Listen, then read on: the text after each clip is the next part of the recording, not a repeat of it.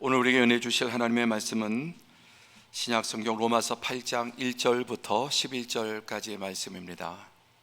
로마서 8장 1절부터 11절까지의 말씀을 우리 한 절씩 교독하시겠습니다. 그러므로 이제 그리스도 예수 안에 있는 자에게는 결코 정죄함이 없나니 이는 그리스도 예수 안에 있는 생명의 성령의 법이 죄와 사망의 법에서 너를 해방하였습니다. 율법이 육신으로 말미암아 연약하여 할 수 없는 그것을 하나님은 하시나니 곧 죄로 말미암아 자기 아들을 죄 있는 육신의 모양으로 보내어 육신의 죄를 정하사 육신을 따르지 않고 그 영을 따라 행하는 우리에게 율법의 요구가 이루어지게 하려 하심이니라. 육신을 따르는 자는 육신의 일을, 영을 따르는 자는 영의 일을 생각하나니 사망이요 영의 생각은 생명과 평안이니라. 육신의 생각은 하나님과 원수가 되나니 이는 하나님의 법에 굴복하지 아니할 뿐 아니라 할 수도 없음이라. 육신에 있는 자들은 하나님을 기쁘시게 할 수 없느니라. 만일 너희 속에 하나님의 영이 거하시면 너희가 육신에 있지 아니하고 영에 있나니 누구든지 그리스도의 영이 없으면 그리스도의 사람이 아니라.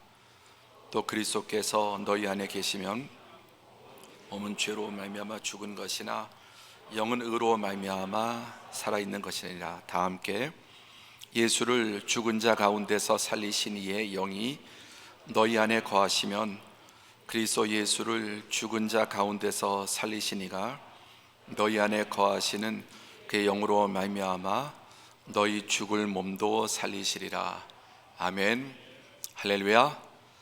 오늘도 주님의 날, 이렇게 또 주님의 전에 예배당에 나와서 예배하는 성도들, 그리고 또 각 가정에서 예배하는 성도들, 또 각 처에서 또 해외 먼 곳에서 또 예배하는 성도들, 선교사님들 한 분 한 분 하나님의 은혜와 평강이 또 예배를 통한 하나님의 은혜가 가득하기를 축복합니다. 지난 주에는 술 잘 모르는 술 이야기로 시작을 했는데 오늘은 조금 아는 커피 이야기로 시작을 하려고 합니다. 아마 예배 전에 커피 한 잔 이렇게 카페에서 미리 와서 하시는 분도 있고 또 예배 끝나고 커피 또 한 잔. 저는 1부 예배 끝나고 2부 사이에 우리 장로님들과 마시는 커피가 세상에서 가장 맛있고 또 좋습니다. 한국 사람들은 참 유난히 커피를 좋아하는데 커피를 얼마나 많이 마시냐면은 한국 사람 평균 한 주간에 12.3회, 배추김치를 11.8회, 잡곡밥을 9.5회, 쌀밥을 7회, 이런 것에 비하면은 한 주간에 가장 먹는 음식과 음료가 커피라는 겁니다. 특히 직장인들은 하루 평균 한 잔 마시는 분들이 27.7, 두 잔 정도가 31.2, 그리고 세 잔 정도가 21.8, 한 잔 이상 세 잔까지 마시는 전체 이 비중이 80%가 넘습니다. 대단히 커피를 많이 마시는 거죠. 그러면 왜 이렇게 한국 사람들이 이 커피가 비싸지 않습니까? 커피를 좋아하고 많이 마실까요? 특히 직장인들이 이렇게 커피를 마시는 이유가 뭘까요? 맛있어서 마신다 이렇게 생각할 수도 있겠지만 진짜 이유는 따로 있습니다. 이 세상의 모든 그 물질에는 다 화학 물질들이 들어있죠. 우리 몸에도 온갖 원소들, 화학 물질들로 구성되어 있는데 커피 안에는 여러분 무려 1000가지가 넘는 화학 물질들이 들어있다는 것입니다. 이 작은 커피 원두 하나에 1000종류가 넘는 수많은 종류의 화학 물질이 들어있는데 그 중에 가장 대표적인 게 카페인이죠. 카페인. 그래서 우리가 커피를 마신다고 할 수도 있지만 사실 엄밀하게 말하면 커피 안에 있는 그 성분들을 마시는 것이고 그게 우리를 이제 끌어당기는 것입니다. 여러 가지 유익들이 있습니다. 그래서 커피의 향이나 뭐 색이나 맛이나 이 모든 게 다 그 안에 들어있는 그 화학 물질들 때문에 그런 향도 나고 맛도 나고 또 여러 가지 커피를 우리가 이제 마시게 하는 요소들입니다. 대표적인 게 이제 카페인인데 예배 전에도 좀 졸릴까 봐서 미리 드시는 분도 있죠. 근데 이 카페인이 졸음을 좀 막아주고 또 좀 약간 긴장시키는 효과도 있고 집중력을 높여줍니다.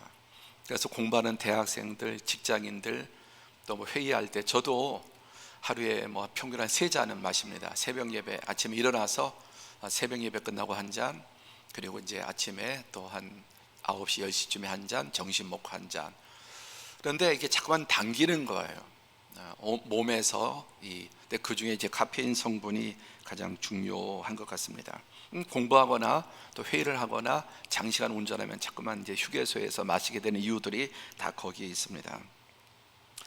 또 이 안에는 행복 호르몬이라고 하는 뭐 세로토닌, 또 도파민 이런 것도 들어있어서 커피를 마시면 좀 행복해서 이게 젊은 아가씨들이 막 이야기하면서 즐겁게 또 커피 마시는 이유 중에 하나는 또 커피를 마실 때 행복 여러 또 호르몬들이 나오기도 하는 겁니다. 근데 당연히 부작용이 있습니다. 이 세상에 많은 것들은 순작용도 있지만 거기는 부작용도 있는데 뭐 잠을 못 잔다든지, 그리고 커피를 한꺼번에 70잔 정도 이상 마시면 죽습니다. 그 카페인 때문에 그렇게 왕창 마시면은 생명을 잃기도 합니다. 그런데 하여튼 이 안에 있는 이제 성분을 마신다고 지금 말씀을 드린 건데요. 자, 술을 마시는 이유, 또 술 안에 우리를 취하게 하는 성분이 있죠. 어떤 약을 먹으면 이 약 안에, 그냥 쉽게 약을 먹는다 하지만 그 안에 있는 성분을 먹는 거죠. 진통제, 뭐 또 백신, 이거 다 그 안에 있는 어떤 그 좋은 성분들을, 효과를 먹는 것이죠. 그런데 백신도 부작용이 있어서 우리 성도들 가운데 백신 맞고 너무너무 몇 달 동안 힘들어하는 분들도 있고 저희 가족 중에도 그런 분이 있습니다. 자, 지금 우리는 좀 커피 이야기를 좀 했는데 그 안에 있는 그런 성분들이 이제 당기고 심지어 오래 마시면 중독도 되고 또 거기에는 일정한 부작용들도 있습니다. 이게 뭐냐면은 거미에게 카페인을 먹였더니 왼쪽 사진은 거미에게 카페인을 안 먹인 거미는 정상적으로 줄을 치는데 카페인을 먹인 다음에 거미가 줄을 제대로 못 치는 이런 현상도 이렇게 나타나는 것을 보게 됩니다. 자, 그 안에 들어있는 어떤 성분들이 우리를 좋게도 만들고 또 잘못되게 만들기도 합니다. 오늘 말씀의 제목은 좋은 작용, 부작용 이 두 가지를 말씀드렸는데 오늘 말씀의 제목은 예수님 안에 무엇이 들어있는가. 조금 이상한 접근일 수 있지만 예수님 안에 있는 게 있습니다. 예수님 안에 무엇이 있는가? 가장 중요한 건 예수님 안에 무엇이 있습니까? 생명이 있습니다. 예수님 밖에도 생명이 있는데 예수님 밖에 다 살고 있지 않습니까? 우리가 한 가지 분명하게 좀 구분해야 될 게 뭐냐면은 목숨과 생명의 차이입니다. 이런 얘기를 처음 들어보신 분도 있을 텐데 한번 읽어보죠. 시작. 목숨과 생명의 차이. 목숨과 생명이 뭐가 다르냐? 분명히 다릅니다. 대단히 좀 심오한 이야기인데 간단하게 도표로 나누어 보면 목숨은 성경의 히브리어에 보면은 네페시라고 하는 단어, 창조할 때 하나님께서 사람이 생명이 되는, 그래서 이것이 이제 섞여 있기도 하지만 구분을 하자면 육체적인 목숨, 그건 네페시라고 합니다. 그런데 거기에 영적인 생명까지 있으면 네페시 플러스 하이, 네페시 하이라. 그래서 사람이 생명이 된지라란 말은 네페시 하이. 그러면은 식물도 생명 있고 동물도 생명 있고 네페시. 사람만이 네페시 하이라고 이렇게 구분할 수 있습니다.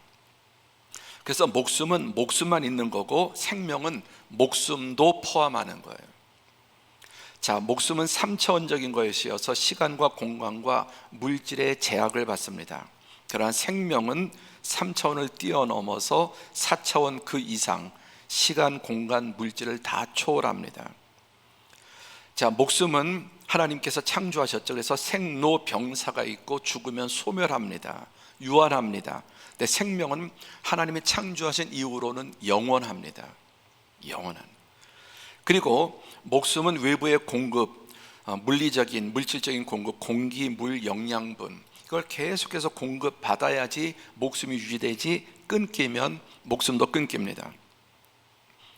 그런데 생명은 생명의 원천이신 하나님과 연결될 때에만 이 생명이 유지됩니다. 이게 끊긴 것을 이제 멸망이라고 성경은 말씀하는 겁니다. 자, 목숨은 식물도 동물도 사람도 있지만 생명은 사람과 천사와 하나님이 있죠. 그런데 천사는 대신 목숨이 없죠. 생명만 있고 목숨이 없고. 근데 인간은 참 이 우주 만물 가운데 목숨과 또 생명이 함께 있는 존재죠. 자, 그리고 목숨은 사람의 의지와 결정이 가능해요. 내 목숨을 내가 끊을 수도 있습니다. 그런데 생명은 내가 끊을 수 없어요. 목숨은 끊어도 생명은 끊지 못합니다. 그것은 하나님만이 하실 수 있는 것입니다. 그래서 어떤 목숨은 벌레 목숨만도 못하고 하찮은 목숨. 그런데 하나님께서는 우리 영혼을, 생명을 천하보다 귀한 영혼이라고 생명이라고 말씀하십니다. 그래서 우주 만물을, 세상의 모든 목숨을 주고도 인간의 생명을 바꾸지 못하는 하나님 앞에, 또 목숨은 하드웨어라면은 생명은 소프트웨어와 같다, 그렇게 비교할 수 있고, 목숨은 죽으면 흙으로 돌아가죠. 근데 이 생명은 죽은 이후에 신령한 몸으로 부활해서 이 목숨과 생명이 재결합하게 되는, 그 신령한 몸이 되는, 시간과 공간과 또 모든 것들을 물질을 초월하는 것이죠. 그래서 이 앞에 여러분 정확한 의미로서 생명공학이라는 말은 틀린 말입니다. 그건 목숨공학이 육신적인 것, 과학의 영역은 왼쪽 목숨 쪽에, 목숨공학이 아니라 생명공학이 아니라 목숨공학이에요. 그럼 생명공학은 뭐냐? 그게 바로 신학이고 영적인 것입니다. 이 부분이 나눠져 있는 거예요. 그런데 이 생명은 다 포괄하고 있어요. 다 모든 것들을. 그래서 오늘 목숨과 생명이 같다 다르다. 그래서 하나님이 없는 사람, 아들이 없는 자에게는 생명이 없고 아들에 있는 자는 생명이 있다. 그러니까 사람은 목숨만 가지고 사는 사람이 있고 목숨과 생명을 가지고 사는 사람이 있다. 성경은 그렇게 나누는 것입니다. 자, 인류의 눈부신 이 과학과 이성의 정말 극도의 발전, 우리 스스로 생각할 때도 너무 무시무시할 정도로 광속으로 바뀌죠.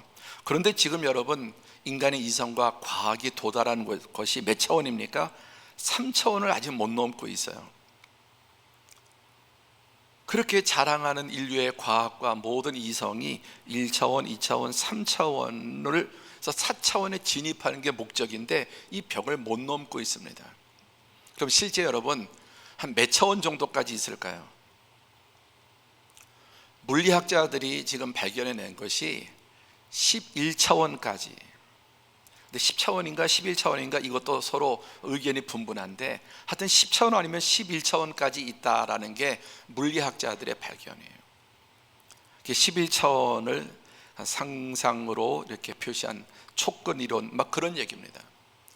하여튼 여러분, 인간이 그렇게 잘나고 과학이 무섭도록 발전해도 3차원 벽 자체를 못 넘고 있어요. 그러니까 4차원은 지금도 공상과학의 세계입니다. 목숨의 세계, 그 이상은 생명과 영적인 세계입니다. 그럼 하나님은 몇 차원에 계세요? 11차원? 하나님은 무한하신, 하나님은 몇백 차원도 몇만 차원도 아니라 무한하신 하나님이십니다. 자, 마태복음 10장 28절에 보면은 예수님께서 이런 말씀을 하시죠. 몸은 죽여도 영혼은 능히 죽이지 못하는 자들을 두려워하지 말고 오직 몸과 영혼을 능히 지옥에 멸하실 수 있는 이를 두려워하라. 일단 멸하신다는 말씀을 하십니다.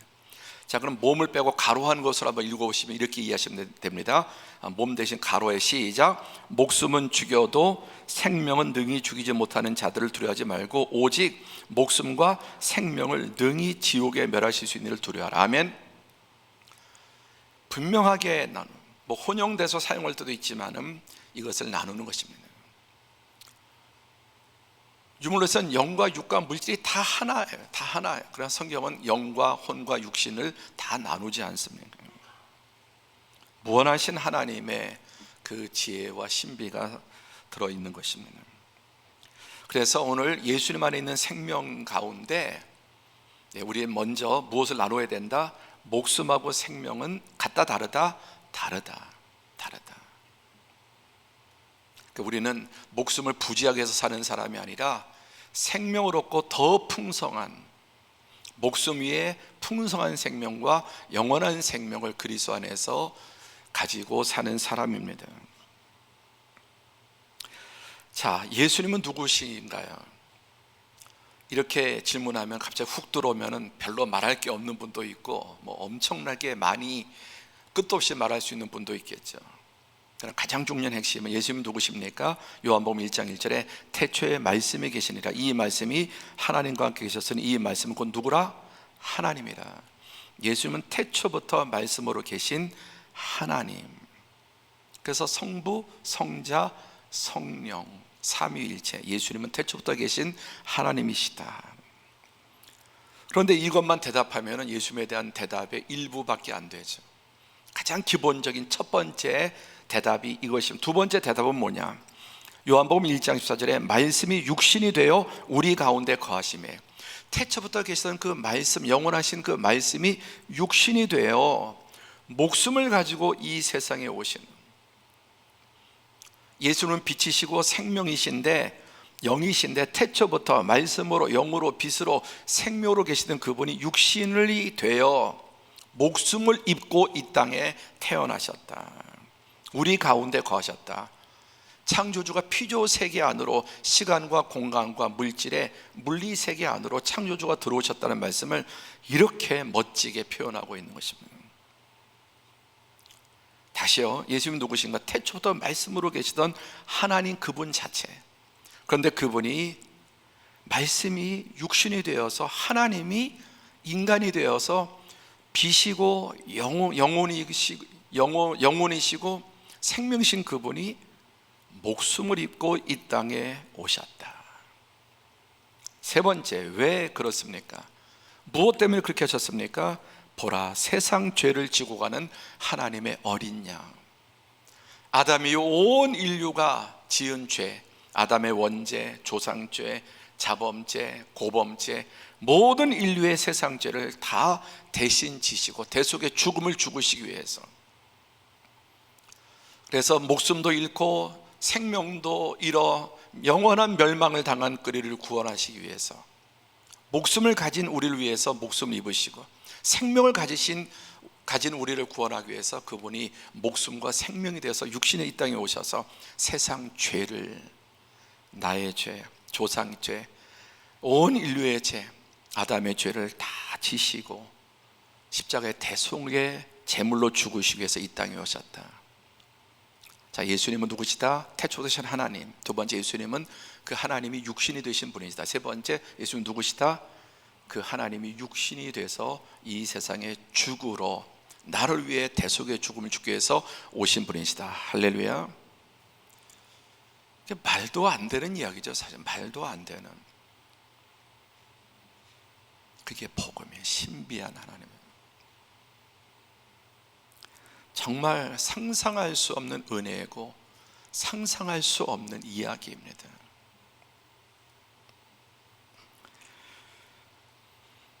이 땅에 오셔서 온 세상의 죄, 나의 모든 죄를 대속하시고 죽으시고 십자가상에서 다 갚았다, 죄값을 다 치렀다고 말씀하시고 그 목숨이 떠나시는,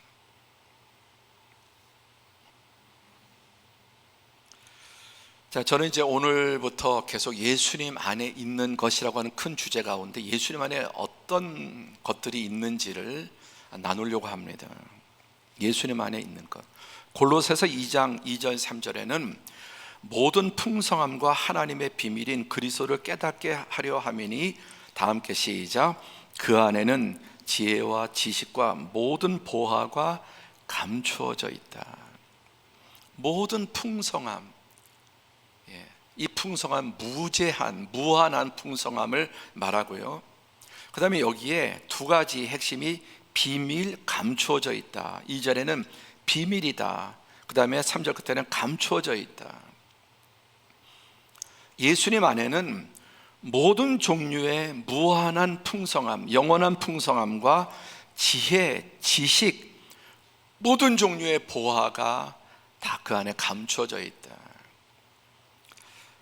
참 하나님의 말씀은 정교한 말씀이에요. 비밀이다. 그리고 감춰져 있어서 모르는 사람들이 많은 것이죠. 그리고 사람이 발견할 수 없는 하나님이 계시로 영의 눈을 열어주시고 영의 귀를 열어주셔야지, 목숨만 가지고 있는 사람은, 1차원, 2차원, 3차원에 갇혀있는 사람은 이 모든 풍성함, 영원함, 비밀을 알지 못하고 비웃어요. 조롱합니다. 영안을 열어주시고 영의 귀를 열어주셔서 4차원 이상의 영적 세계로 진입을 해야 되는 것입니다. 하여튼 예수님 안에는 모든 좋은 것이 풍성하게 영원히 다 있다. 할렐루야. 여러분, 세상의 모든 좋은 것에는 부작용이 언제나, 약에도 독이 있습니다. 그래서 약 좋다고 계속 먹으면 큰일 나죠. 왜? 약 안에 독성이 있습니다.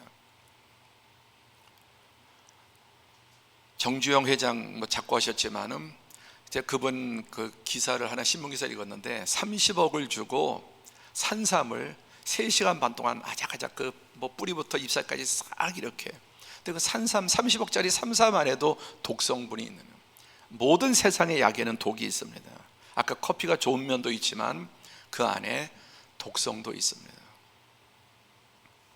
그런데 예수님 안에는 어떤 독성도, 그분은 완전한 빛이고 완전한 선이셔서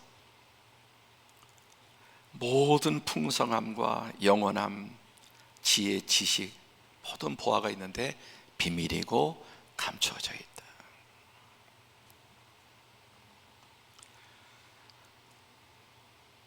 그러나 가장 근본이 뭐냐면, 오늘 본문에 보니까 1절에 그리스도 예수 안에 있는 자에게는 결코 정죄함이 없나니 죄의 삭은 사망인데 사망의 원천인 죄가 제거됐습니다. 2절에 보니까 그 이유는 그리스도 예수 안에 있는 생명의 성령의 법이, 예수님 안에 있는 생명의 법이 죄와 사망의 법에서 해방했다고 말씀합니다. 그러니까 예수님 안에 있는 게 뭐냐? 생명. 그래서 성경을 보면은 시편 36편 9절에 진실로 생명의 원천이 어디에 있다? 생명의 원천이 주께 하나님께 있다. 그리고 빛 안에서 빛을 본다.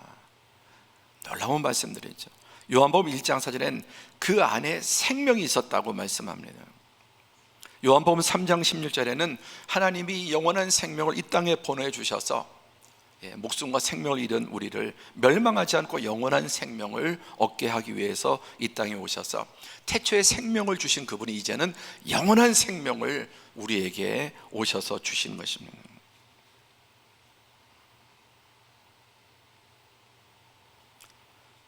금방 살펴보면 생명의 성령의 법이 죄와 사망과 저주로부터 우리를 해방했다고 말씀합니다. 더 나아가서 이 생명은 어떻습니까? 요한복음 10장 28절에 내가 그들에게 영생을 주노니 영원히 멸망하지 아니할 것이요 또 그들을 내 손에서 빼앗을 자가 없느니라. 빼앗기지 않는 생명.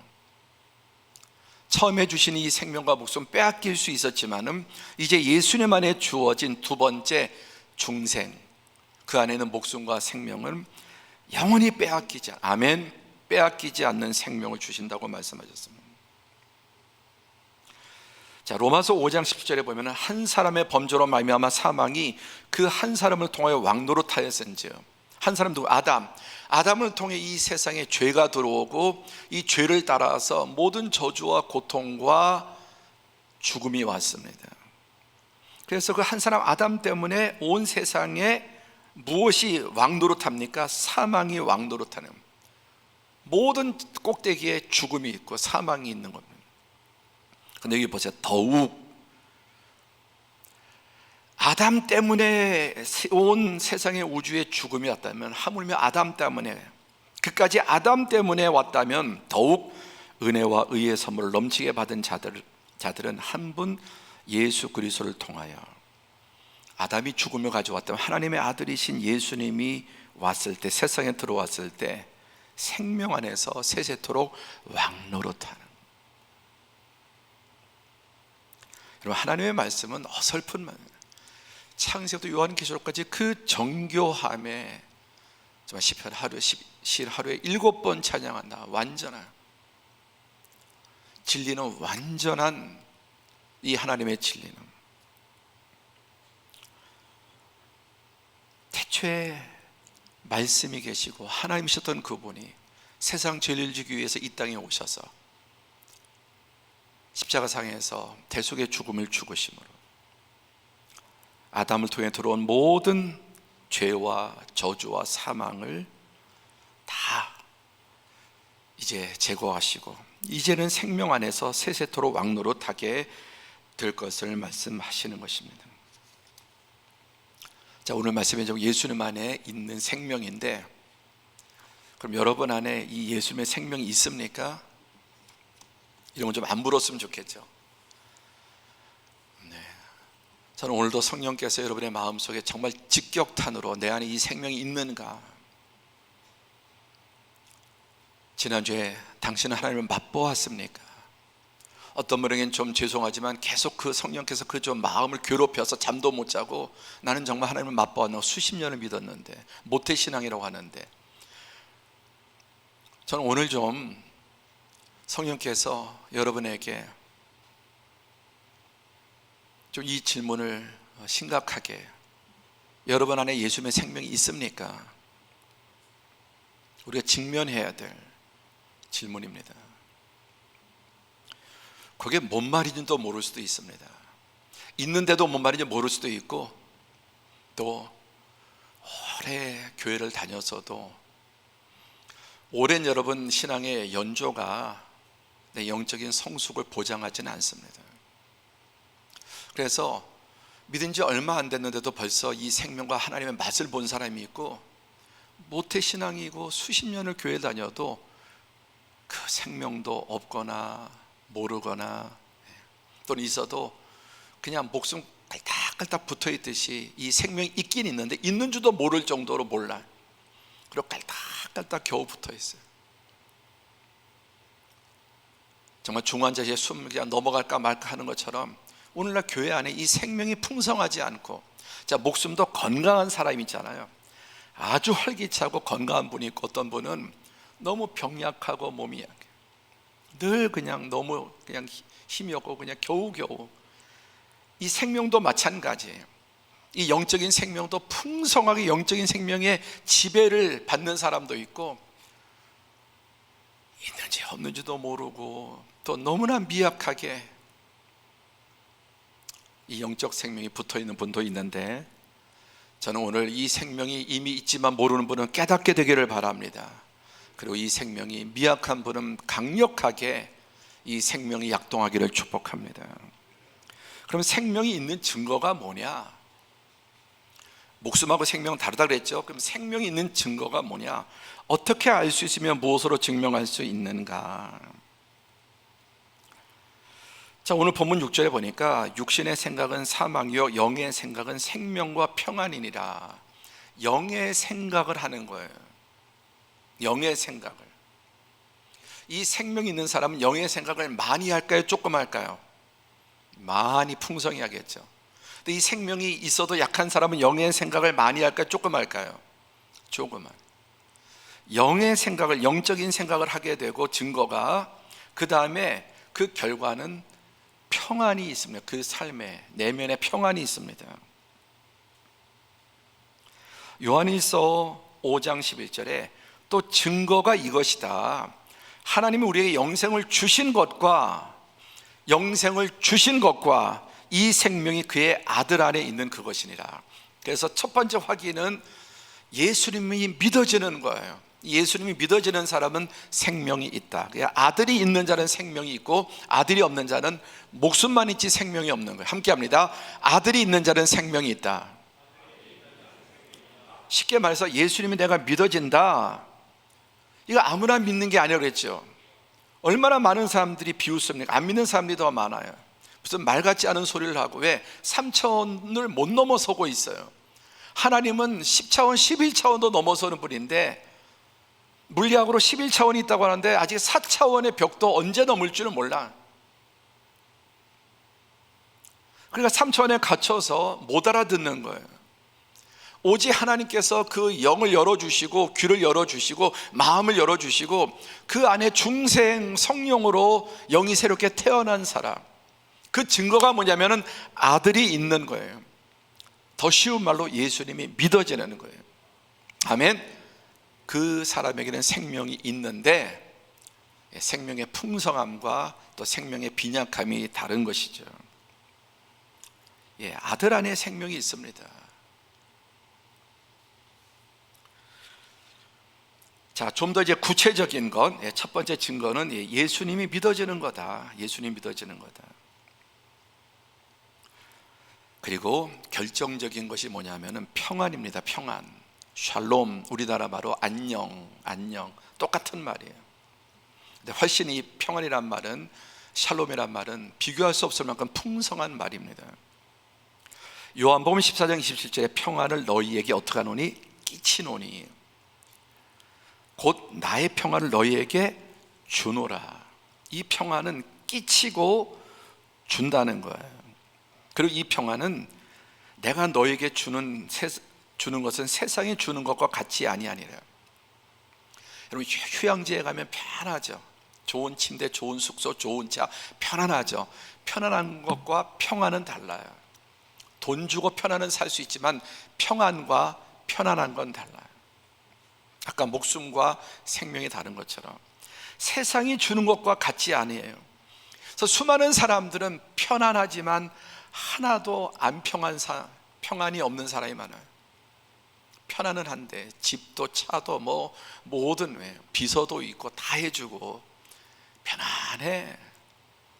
근데 전혀 평안하지 않아요. 예수님께서 제자들에게 평안을 너에게 주노니 나의 평안을 너에게 준다. 내가 주는 건 세상에서 돈으로나 어떤 환경으로나 이런 것으로 줄 수 있는 게 아니에요.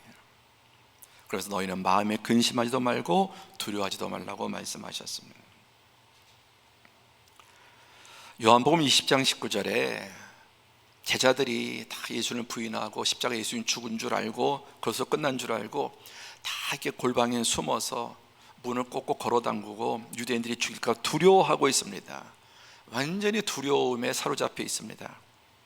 그때 예수님께서 그들 가운데 문이 닫혀 있는데 들어오시죠. 이게 신령한 몸이에요. 아까 육신의 몸으로는 예수님께 못하시지만은 부활하신 신령으로 그들 가운데 들어오셔서 너희에게 첫 일성이 평강이 있을지어다.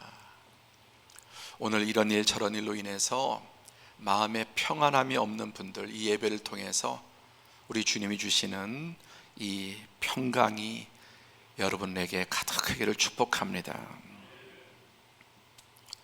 이것은 하나님이 주시는 거예요. 세상은 줄 수도 없고 알 수도 없습니다. 근데 목숨과 생명을 헷갈리는 것처럼 편안한 거하고 평강하고 헷갈리고 사는 거예요. 자, 그러면 우리의 이 평안을, 생명과 평안을 뺏어가는 게 뭐냐? 첫 번째 죄입니다. 죄. 한마디로 죄예요. 이사야 48장 22절에 여호와께서 말씀하시되 악인에게는 무엇이 없다? 평강이 없어요. 여러분, 죄인에게는, 악인에게는 제 아무리 구중궁궐에 가 있어도 평강이 없어요. 악인에게는. 하나님 인간을 그렇게 만드셨어요. 그렇게 보이고 척해도 내면은 없습니다.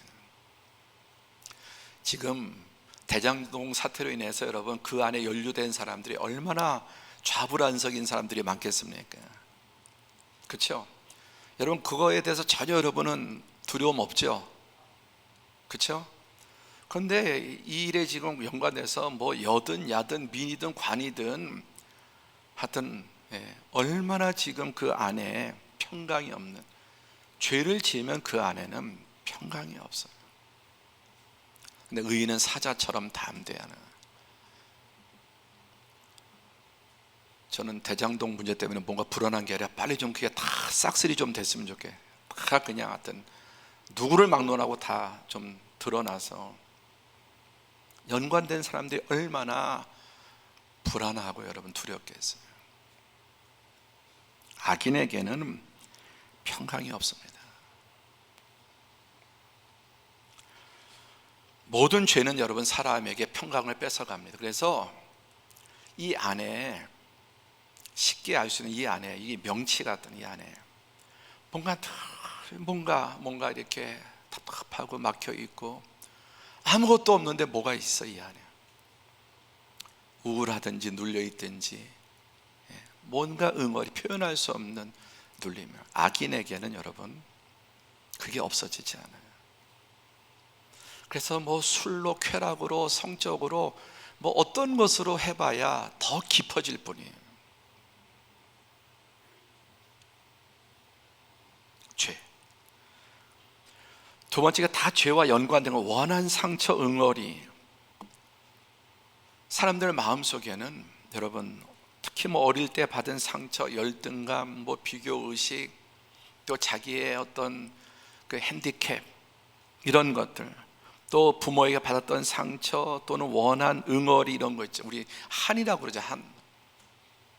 이런 것들이 우리 마음속에 자리 잡고 있어서 몸에 병도 일으키지만 그게 늘 마음속에 응어리로 남아있는 거예요.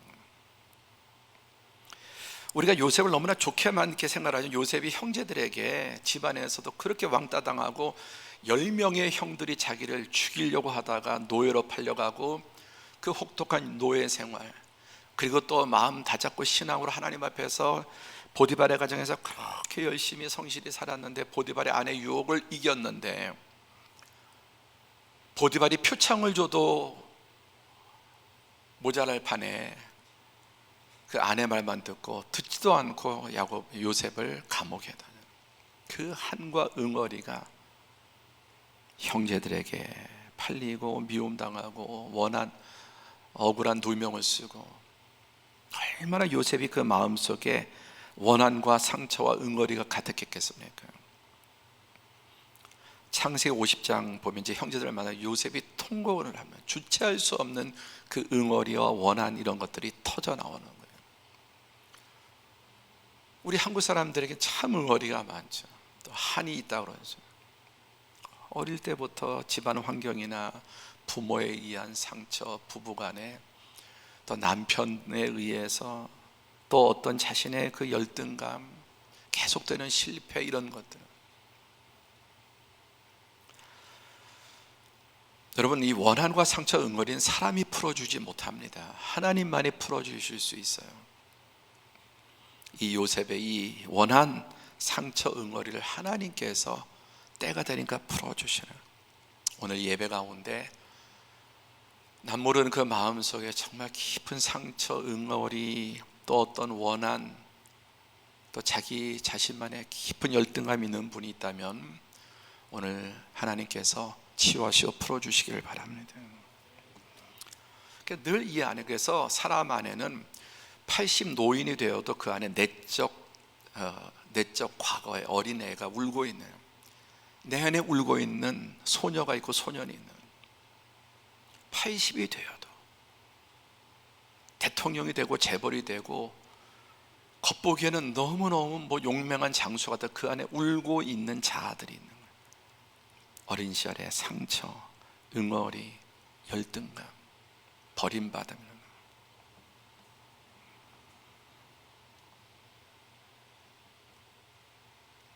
그런데 하나님이 그것을 선으로 바꾸사, 그 원한을 선으로 바꾸사 여러분, 누구든지 예수 그리스도 안에 있는 자들에게는 이 모든 것들을 우리 주님은 선으로 바꿔주심을 믿으시기 바랍니다. 세 번째, 삶의 짐, 염려, 근심, 걱정, 두려움. 그래서 예수님께 수고하고 무거운 짐진 자들아 다 내게로 오라. 어떤 수고든 어떤 짐이든 어떤 것이든 간에 염려, 근심, 걱정, 두려움, 그게 죄든 물질의 문제든 건강의 문제든 가정의 문제든 어떤 종류의 수고와 무거운 짐진 자들은 다 내게로 오라. 내가 너를 쉬게 하겠다. 그걸 다 풀어주겠다고 말씀하시면, 시편 37편 5절에는 뭘 맡기라? 내 길을 맡기라. 55편 20절에는 내 짐을 맡기라. 잠언 16장 3절에 너의 모든 행사, 내가 하고자 하는 모든 것들을 하나님께 어떻게 하라? 맡기라. 그럼 그가 이루시고, 베드로전서 5장 7절에는 너희 염려를 다 주께 맡기라. 지금 이 시간 여러분 어떤 길로 가야 될지 고민하는 분은 그 길을 주님께 맡기고, 수고하고 정말 많은 무거운 짐을 지고 있는 분들을 그 짐을 주님께 맡기고, 지금 내가 어떤 사업이나 어떤 구상, 내가 아무리 생각하고 아무리 철저하게 해도 여러분 변수는 당하지 못하는 거예요. 인간은 변수를 당하지 못해. 모든 행사를 하나님께 맡기고 모든 염려와 근심, 두려움을 다 주님께 맡기시길 바랍니다. 그래서 예배 드리고 난 다음에는 이 안에는 온갖 죄의 쓰레기들이, 무거운 짐들이, 각종 짐들이 다 십자가 앞에 버려지고 자유롭게 나가야 합니다. 그런 은혜가 있기를 바랍니다. 그래서 이런 것들이 다 죄로부터 인한 죄의 짐, 원한, 상처, 응어리, 삶의 짐, 근심, 염려, 두려움, 또 해야 될 나의 책무들, 내가 맡고 있는 여러 가지 지위, 직책 등등 다 우리 인간에게 이게 무거운 짐이지 않습니까? 이것을 주님께서 짊어지시고 우리에게 평안을 주시는 것입니다. 우리 찬양할까요? 내 마음속에 있는 참된 평화, 이 참된 평화, 하늘의 평화, 세상을 줄 수 없는 평안, 이 시간 가득가득 부어주시기를 바랍니다.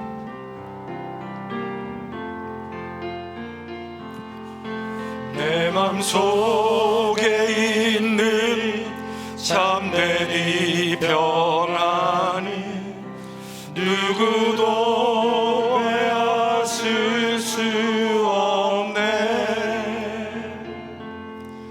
주님은 내 맘에 빛이 되셨네.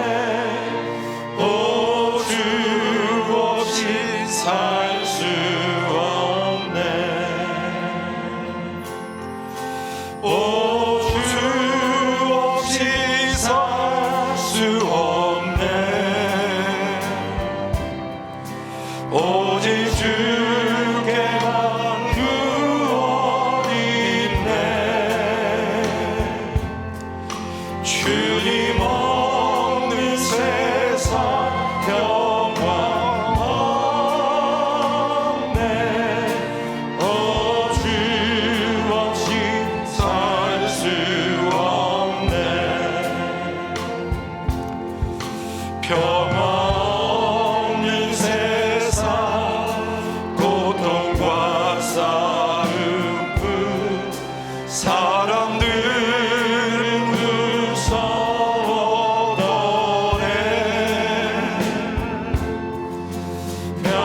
평화의 왕이 다시 올 때까지 세월 전쟁은 끝이 없네.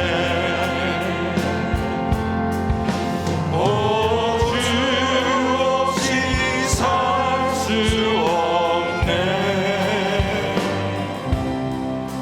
오직 주께만 누워 있네. 주님 없는 세상 평화 없네. 오주 없이 살 수 없네. 아멘.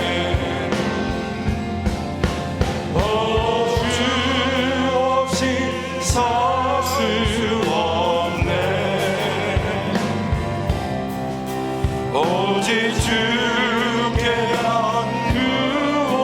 구원이네. 주님 없는 세상 평화, 주님 없는 세상 평화 없네. 오 주 없이 우리 다시 한번 고백합니다. 오 주 없이, 오 주 없이 살 수 없네.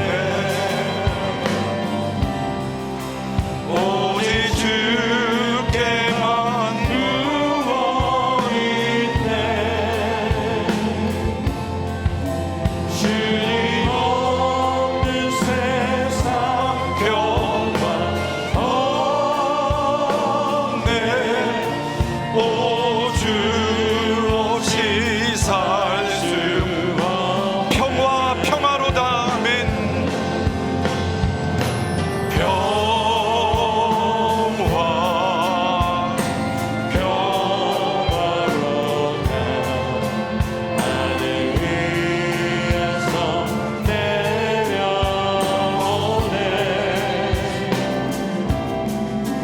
그 사랑의 물결이 영원토록 내 영혼을 덮으소서.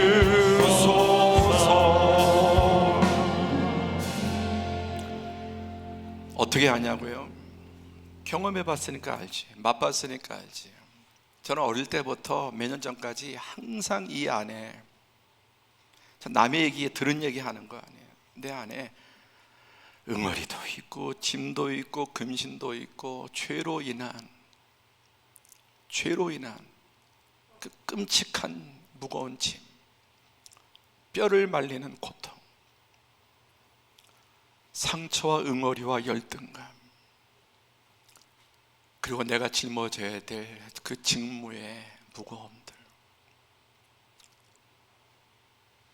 이런저런 근심, 염려, 걱정 언제나 제 마음속에 가득 암덩어리처럼.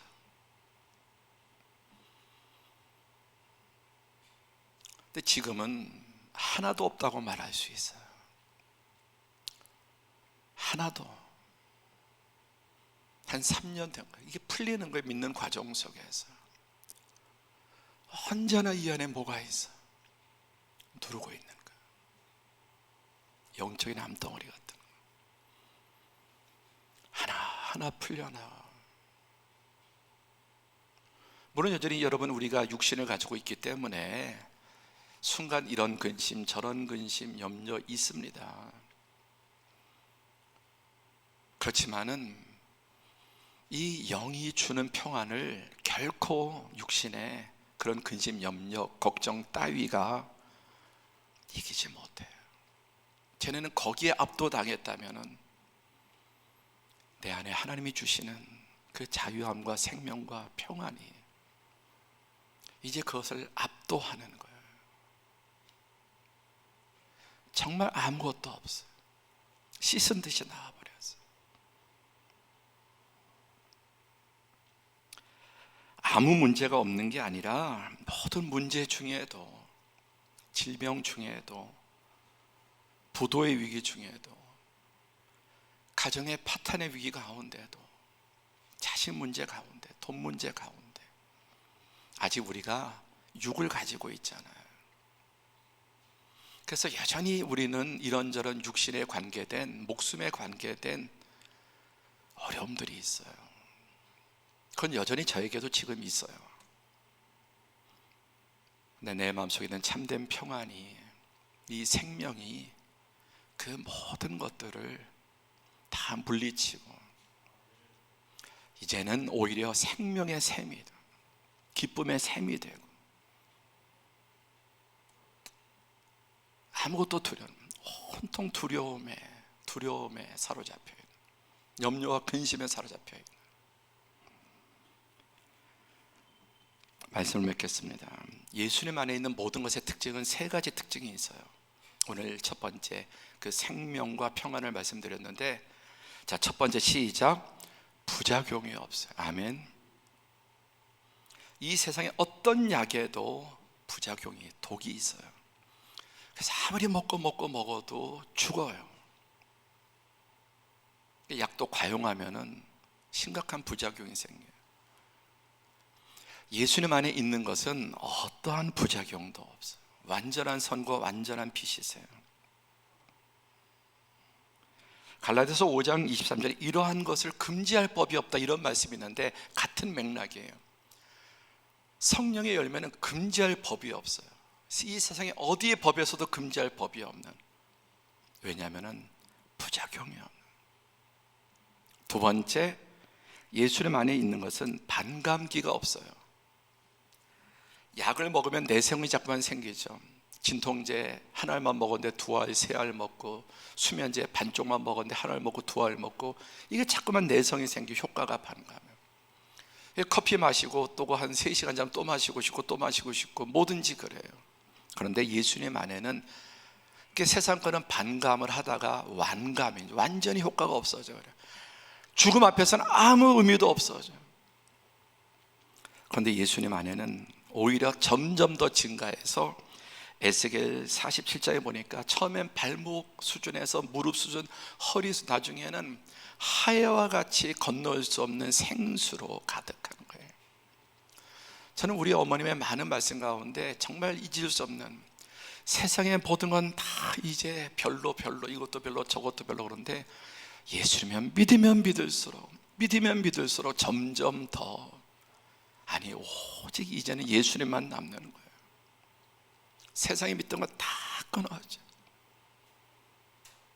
근데 내가 오래 믿어봤는데 믿을수록 이상해, 정말 심각한 거예요. 그런 분이 있다면 그 보통 문제 아니에요. 그런 예수는 없습니다. 반감기, 완감기가 없어요. 세 번째, 유효기간이 없어요. 무한하고 영원해요. 여러분, 이 맛을 아십니까? 이게 예수님 믿는 맛이에요. 기도하겠습니다.